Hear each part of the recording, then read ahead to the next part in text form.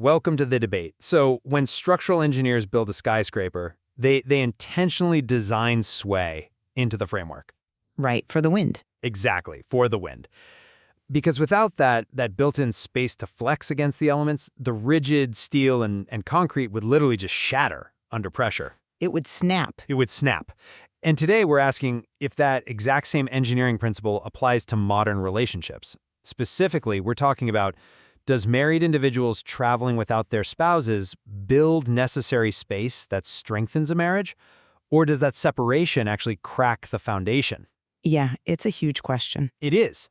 We are exploring the complex dynamics of separate travel today, and we're drawing on our source materials pretty deep analysis of freedom, trust, boundaries, and those toxic double standards. Mm-hmm. So just to frame where we stand right at the top, I represent the view that independent travel is fundamentally additive. It preserves individual identity and builds resilient trust through, well, healthy separation. And I take the opposing view here. I mean, independent travel, it frequently acts as a subtractive force. Rather than building strength, it introduces these major structural risks, often masking profound emotional neglect or just outright disregard that's kind of disguised as, independence. Right. So let's get right into the mechanics of why that space, that structural sway we talked about, is so necessary. There is this pervasive, almost romanticized psychological trap that people fall into when they get married. The enmeshment. The absolute enmeshment of identity, yeah.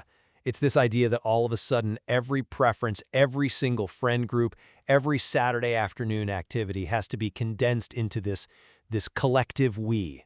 Right. But human psychology it doesn't work that way. You do not cease being a fully formed, autonomous individual the literal moment you say your vows. I agree with that part, yes. Right, and the underlying mechanism here is about novelty and individuation. When you pursue distinct interests, whether that's a girl's trip to the coast or a guy's weekend in the mountains, or even just going on some super niche historical tour that your partner has absolutely zero interest in, you are injecting novelty back into your own life. Well, sure, you get a break. You get a break, and from a neurological standpoint, novelty creates dopamine. So you return to the domestic sphere energized, right? With new stories and a refreshed perspective. The distance itself actually forces the couple out of their daily domestic routine, and it creates this renewed appreciation for each other. It proves the relationship can breathe. I mean, I don't disagree that novelty produces dopamine. That's basic science.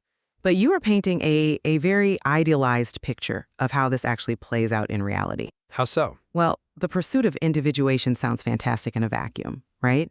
But there is a razor-thin line between healthy independence and marital disregard. Disregard. Yeah, and unilateral travel frequently crosses it. Let's look at the actual mechanics of what happens when one partner consistently seeks their dopamine hit, as you said, outside the marriage. Okay. Because independence is maintaining your own experiences while keeping the relationship's security paramount. Disregard is the operational attitude of, I'm going to do what fulfills me, and if you feel insecure about it, well, that's your problem to manage. But isn't insecurity something the individual has to manage? To an extent, but when one spouse is constantly funneling all their vacation time, their discretionary income, and their absolute highest emotional energy into planning trips with everyone except their partner, the marriage is quite literally left with the scraps. The scraps? Yes. The partner at home becomes the administrator of the boring domestic baseline, right? While the traveling partner gets the highlight reel. That isn't individuation. That's emotional offshoring. Okay, emotional offshoring. But that framing, it assumes the partner at home is a victim of the other's mobility. And if we're looking at baseline requirements here, any separate travel requires trust. Absolutely. And this is where I think we fundamentally diverge on how distance impacts a relationship.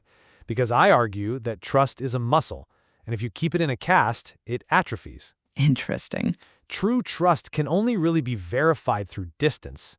Because if you demand physical proximity to feel secure in your marriage, you aren't actually experiencing trust. You're just relying on logistics to prevent infidelity. Wait, hold on. Let me finish this thought. Trust isn't saying, I believe you'll honor this marriage because I am standing right next to you.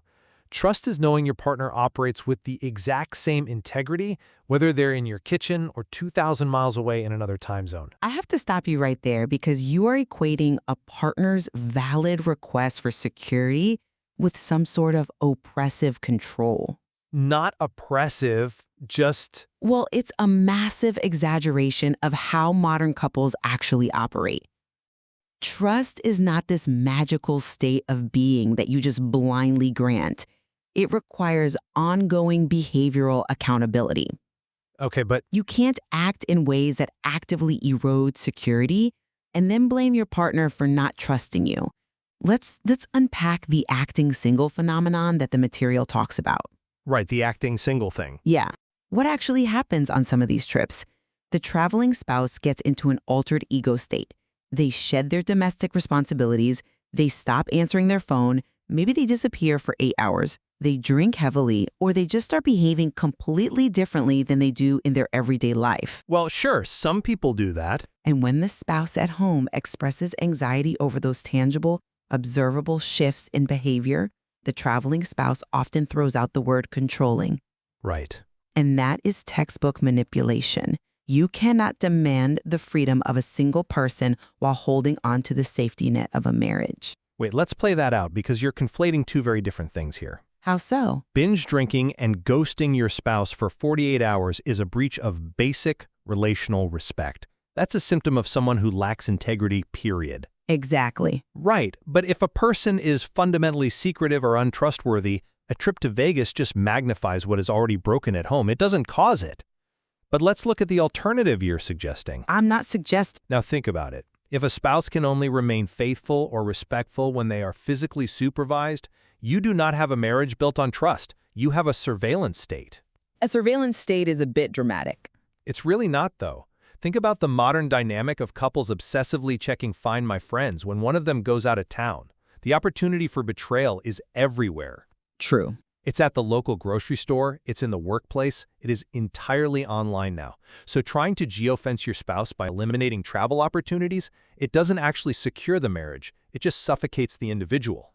Look, nobody is arguing for a surveillance state or obsessive location tracking. That's a straw man argument. I don't think it's a straw man, it's what happens. What I am pointing out is the structural vulnerability that arises when boundaries are completely dismissed in the name of this freedom you're talking about. When you introduce distance, you remove the natural friction that prevents bad decisions. Natural friction. Yes, the opportunity for betrayal exists at the grocery store, obviously, but the environment of a local grocery store on a Tuesday afternoon is fundamentally different from a resort bar at 2 a.m., surrounded by single friends who are aggressively encouraging you to let loose. Well, obviously the context is different. The context changes the behavioral probability entirely. And if you want the privilege of independent travel, you have to tether it to rigorous accountability. But look, even if we agree on the psychological benefits of space, that entire theory falls apart the second it hits the reality of asymmetrical rules in a relationship. You mean when the rules for travel aren't applied equally? Exactly. And this is where the subtractive nature of separate travel goes from theoretical to glaringly obvious. The profound toxicity of double standards. Right. We see this dynamic constantly. Take the husband who believes it is his inherent right to take an annual fishing trip, fly out for college football games with his buddies, spend weekends golfing. Sure. But the exact moment his wife announces she's booking a long weekend in Miami with her girlfriends, he suddenly becomes a traditionalist. Right, he gets uncomfortable. He claims married women shouldn't be traveling without their husbands. Or he expresses this intense discomfort about the environment she'll be in. Or you can flip the genders, right? Yeah, it goes both ways. The wife who travels for conferences and takes spa weekends with her sister, but the moment her husband gets invited to a bachelor party, she creates an absolute emotional crisis about why he needs to go somewhere without her. I mean, I will not defend a double standard. The lack of reciprocity there is entirely toxic. I completely agree. It is worse than toxic, though. It's about relational dominance. Dominance. Yes. It exposes the underlying mechanics of the relationship. When someone says, my trips are acceptable, but yours are inappropriate, what they are really saying is, I trust myself to maintain my autonomy, but I view you as a subordinate who needs to be managed. Oof, yeah, that's heavy. It is. It's a justification for control. And in those scenarios, independent travel is absolutely not an additive mechanism for individuation. It's just a weapon used to enforce a hierarchy within the marriage. I agree that asymmetrical freedom is indefensible.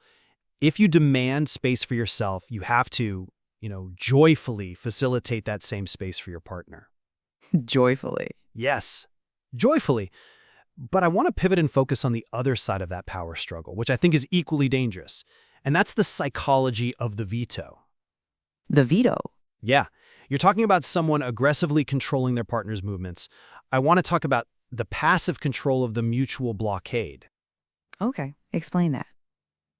Consider a scenario where one spouse has a lifelong dream of going to Europe, right?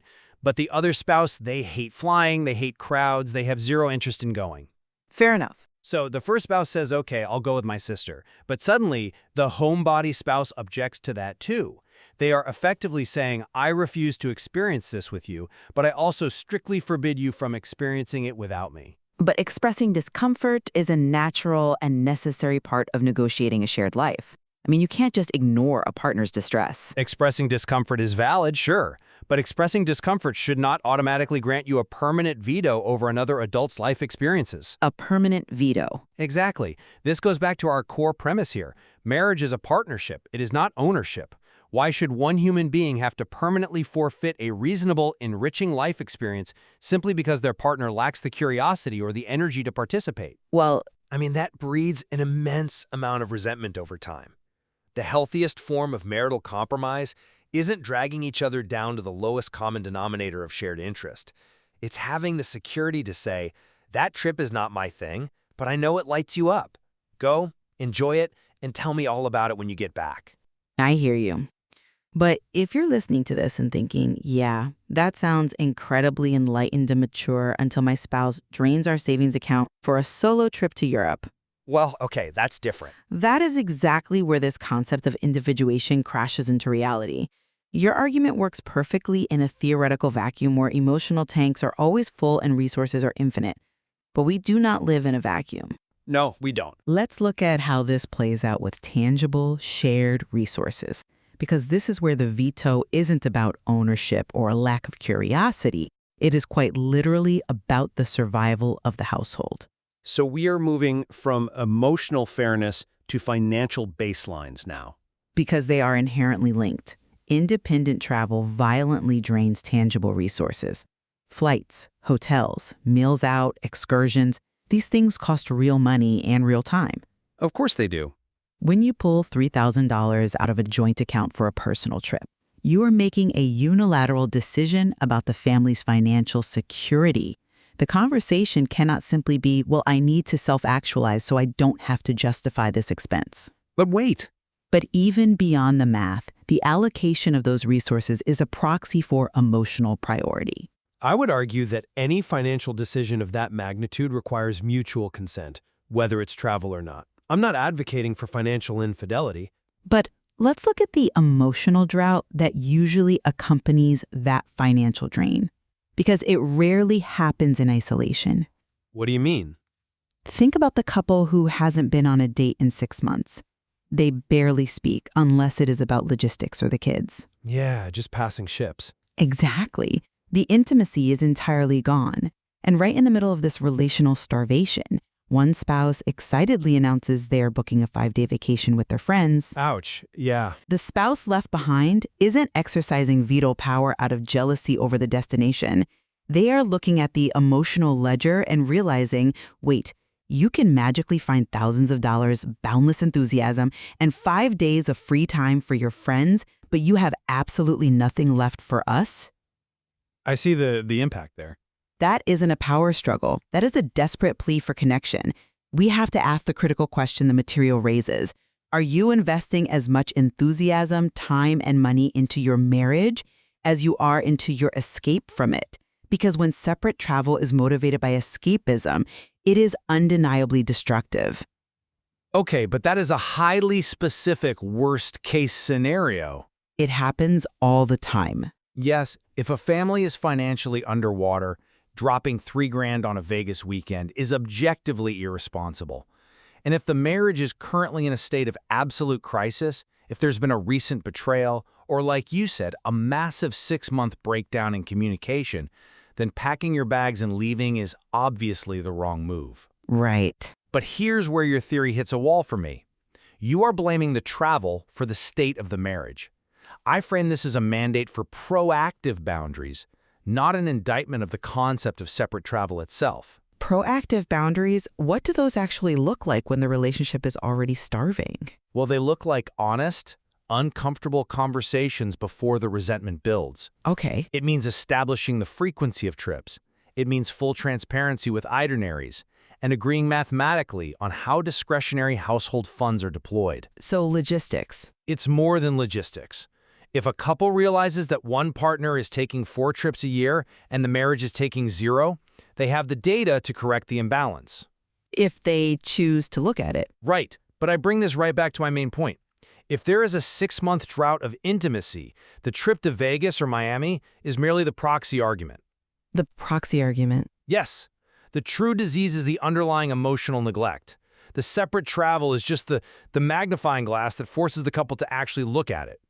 Okay, but If you force the traveling spouse to cancel the trip, but you do absolutely nothing to address the emotional starvation at home, the structural integrity of that marriage is still going to fail. You haven't saved the relationship, you've just trapped 2 unhappy people in the same house. I agree that the trip is often a proxy argument. That's a fair point. But the magnifying glass itself can focus the sun and cause the fire. That's a great analogy. When one partner utilizes the logistical mechanisms of independence to actively avoid the hard work of relational repair, the travel isn't just revealing the fracture. It is actively widening it. It creates new injuries. It can, yes. The feeling of being abandoned while your spouse gives their absolute best, most vibrant self to their friends is a valid, deep relational injury.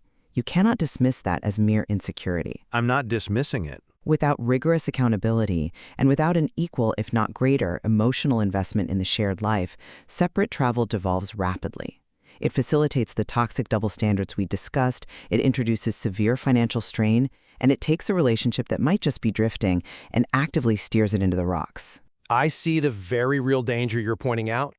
If travel is weaponized as an escape hatch, it will accelerate the decline of a marriage. There's no doubt. Right. But to summarize my position based on our deep dive today, when independent travel is grounded in genuine reciprocity, when it operates within the bounds of financial responsibility and clear, agreed-upon boundaries, it is a vital mechanism for marital health. If all those conditions are met. Yes, it preserves the individual identity, that crucial psychological autonomy, within the partnership. It proves, through action, that deep connection does not require suffocating enmeshment. A secure marriage can survive, and I argue it will actually thrive, when partners maintain separate interests. It allows 2 people to continuously bring new energy, new stories, and a renewed appreciation back into their shared space. In summarizing my perspective, while psychological individuality is important, we just cannot afford to be naive about how independent travel actually functions in the real world. The messy real world. The very messy real world. The risks are substantial. If the pursuit of personal freedom is not matched by an unwavering commitment to accountability and emotional investment in the marriage, it easily crosses the line into disregard. Right. A marriage simply cannot sustain its structural integrity if travel becomes a sanctioned method for control, a venue for secrecy, or just a tool for avoiding the exhausting but necessary work of emotional intimacy. The baseline of a marriage must be mutual care, not unilateral freedom. I think where we fundamentally converge today is the realization that when couples are arguing over a packing list or a flight itinerary or a weekend budget, they are almost never actually arguing about the trip. Never. They are negotiating trust, they're battling over limited resources, and they are trying to measure their own value in their partner's eyes. Exactly. Arguing over the destination misses the psychological core of the issue entirely. The most productive question a couple can ask isn't a simple binary of, should married people be allowed to travel without each other? Right, that's too simple. The much more difficult, much more revealing question is, have we built enough trust, respect, and fairness into this relationship that neither of us feels the need to escape it and neither of us feels threatened when the other one leaves? That is a phenomenal place to land, and it brings us full circle to the engineering of a strong foundation. A structure that demands absolute, unwavering rigidity, where two people are fused together without any space to breathe, to sway, to exist as autonomous individuals, is ultimately brittle. It is. It might look incredibly solid from the outside, but it lacks the necessary flex to withstand the pressures of a lifetime. The source material we displayed today offers incredibly rich insights into how couples can navigate this delicate balance of individual freedom without sacrificing your intimacy, and we highly suggest our listeners explore it further. Because ultimately, marriage should give you someone to experience life with. It should not become the reason either of you stops living. Very true. Thank you for joining us on The Debate. We leave you with this thought to examine in your own life. When the inevitable winds of individual desire blow against the structure of your relationship, does your foundation crack, or does it have the necessary space to sway